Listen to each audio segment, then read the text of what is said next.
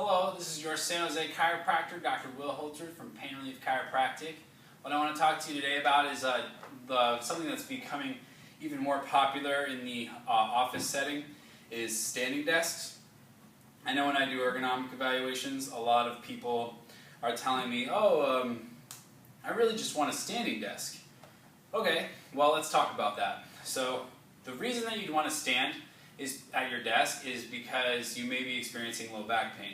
When you stand as opposed to when you sit, you have less pressure going into your low back. So that's a good indication for why you would want to stand at your desk. Not that you want to burn more calories, you're not going to burn that many more calories just by standing at your desk. If you want to burn more calories, it would be awesome to just go exercise. Maybe decrease the amount of calories you're taking in as well to help you with your weight management.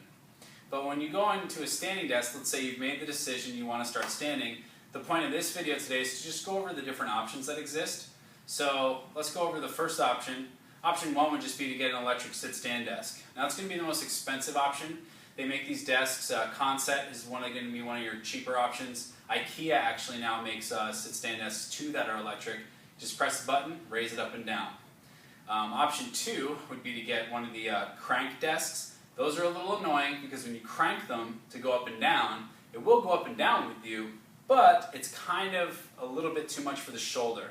The amount of difference you get after cranking it, like you do like 3 turns and it goes up like a ½ inch, kind of a pain in the butt. They also have ones that like you can pinch together. There's like a little lever underneath and you can raise it up yourself. That one would be a little bit better option if you're trying to save money and you don't want to get an electric sit-stand desk. Another option would be to get one of these clamps that go into the desk, and it's a sit-stand base. It's on a pulley system. A really popular brand is the Ergotron. So you get the Ergotron, you clamp it into the desk, and now you can go up and down. I like this option because it's less expensive, and the other thing is it has like a keyboard tray that will go lower than the desk height, and usually when we sit at our desk, the keyboard's too high because our desk is too high. So you can lower this down to go below the desk height, which is nice. Go ahead and check that one out. That's called the Ergotron Sit-Stand Base. Now, similar vein in that it's not getting a new desk, you're getting something else to put on your desk, is the Varidesk. V-A-R-I desk. It stands for variable or variety desk. You put that platform, you just put this thing, it's already assembled, on top of a desk. And you can pull up and lower it back down. This is popular. The thing I don't like about it is that it doesn't have what I mentioned with the Ergotron, where you can go lower than the desk height. When you already have a desk that's probably too high and you're adding another dimension of the Varidesk on top of the desk, now you have an even higher keyboard, which can cause sort of an issue. So it'd be better just to go with like an Ergotron base, but again, if you don't want to clamp anything into the desk, Varidesk is actually really helpful. Those are the options that you can use. The other option, which could be the cheapest depending on how you get a stool, but what you could do is you could just raise your desk up itself to standing height. When you raise the desk up to standing height so that it's just a fixed height for standing, that's cool and all, but now you can't sit. And you should be able to choose whether you want to sit or stand. Don't force yourself to have to stand the whole time.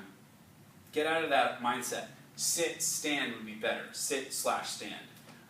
And so when you raise the desk up to standing height and it's fixed, okay, good. Now get a chair that goes high enough so that when you're sitting, your elbow height, which is the most important thing here, elbow height should be the same height as your keyboard. You want to make sure that you're in a stool that will raise your elbow height up to the same height that your elbow would be if you were standing. So when you stand and when you sit, your elbow height's the same height based on having a chair that goes high enough. Now they make stools like this, and by a stool I mean like really just a chair that goes really high. Don't get a stool that's just nothing like what I'm sitting on here. If you're sitting up high like that, like a bar stool kind of a concept, don't go with that. Try to find something that's a little bit more of like an actual chair. A good option would be an Office Master. The Yes Mesh stool would be a great thing to use for that. So try those options out. Explore your options if you're going into trying to get a sit-stand workstation. Really weigh it all out. Don't just commit to something immediately. Oh, I like this product, I'm just going to buy it.